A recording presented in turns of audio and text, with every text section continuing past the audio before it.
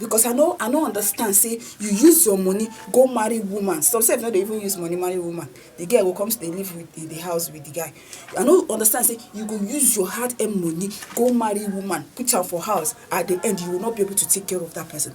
Okay, let's say the way when Nigeria dey now, things are hard. Even work self is hard.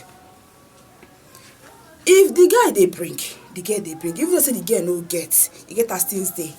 Guy, take care of your wife.